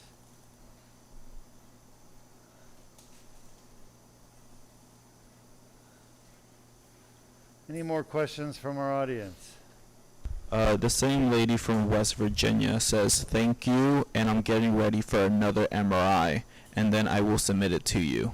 Yeah, send us your MRI. We will look at it for you and tell you what's wrong. She also adds that she told them about the surgery that you do, and her representatives say that she was told that she wasn't a good candidate for the surgery. She told somebody about our surgery and was told by her representative? Somebody that she wasn't a good candidate. Somebody here at Deuk Spine? No, somebody at her MRI place. Listen, I'm going to tell you something that maybe we haven't really talked about, but we should talk about. Folks, when you go to your neurosurgeon, spine surgeon, or orthopedic surgeon, and you mention this surgery, laser spine surgery, they're going to say to you, many of them are going to say, oh yeah, that's really good surgery, but you're not a good candidate. How many times have I heard this? Those surgeons don't even do laser spine surgery. Though what they're trying to do is basically get you to go to them. They're telling you what you want to hear, which is, yeah, it's a good surgery, but you know, you're not a good candidate because you have something that's not good. The reality is they have no clue what they're talking about. Of course you're a good candidate. They just don't want to lose the business, okay? Listen, that's irresponsible of that doctor. If they say that to you, they're lying to you. Don't believe them. Don't listen to them. They don't have your best interests at heart. When I have patients that I see that have problems like brain tumors or aneurysms, I don't try to fix them. I can make lots of money fixing them, but I don't, because I know that patient's going to get better care somewhere else where there's a good expert that does a lot of those surgeries. I'm not that person. So I'm giving up money and business to send my patient to the best place for their medical problem. Well, unfortunately, yeah, lots of spine surgeons, they don't want to lose the money from the surgery. So they're going to tell you lies, tell you that you're not a good candidate for this surgery, even though they have no clue what they're talking about. That's why we broadcast, folks, because there's so much what I call misinformation. And I don't like to say lies, because sometimes it's lies, but many times it's not lies. Many times it's just stupid people who don't really understand what's really going on in the spine. And that's about 90% of the time.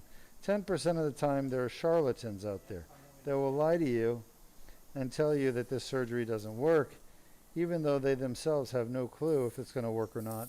They just know they can't do it. So they don't want to lose the business.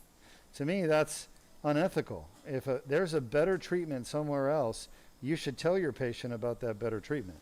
That's part of what's called informed consent. Informed consent.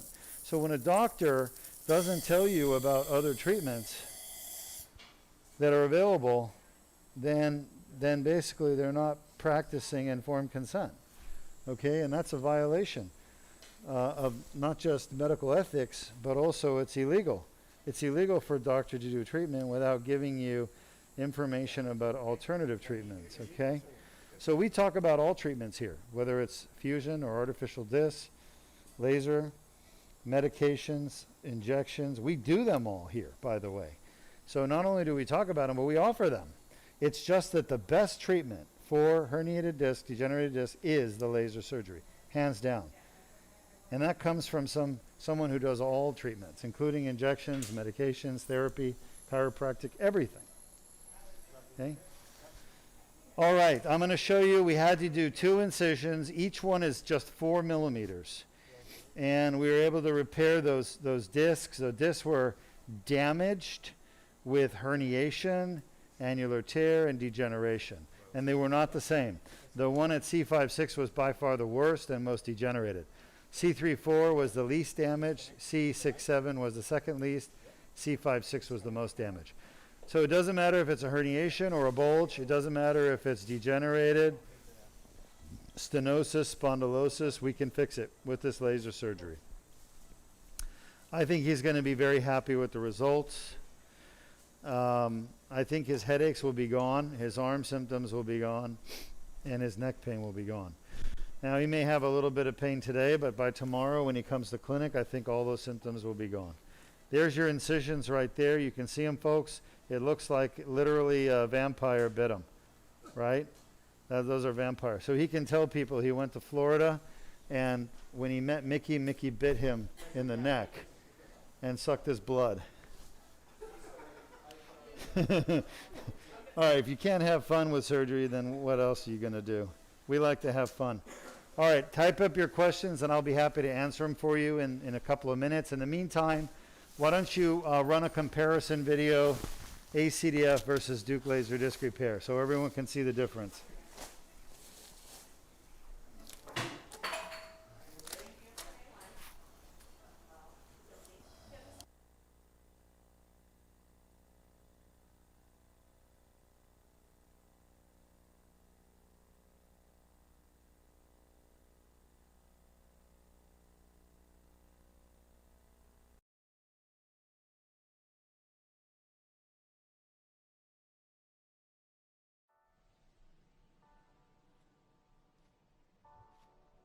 Traumatic injury on the disc can cause annular tears to form.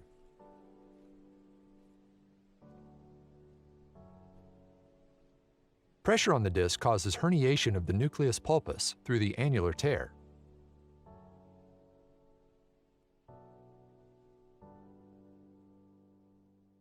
Inflammatory tissue develops within the annular tear, causing neck pain. The inflamed annular tear generates pain signals.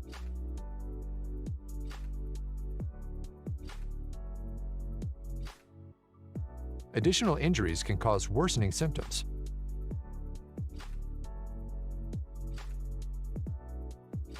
Inflammation from the annular tear can spread to the nearby nerve roots, causing arm pain.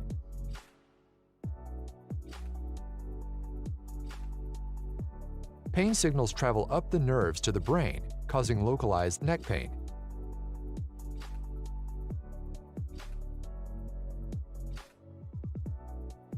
Pain signals reach the primary somatosensory cortex, causing conscious awareness of neck pain. If you have a herniated or bulging disc and neck pain, submit your MRI for a free review at www.mri.deukspine.com.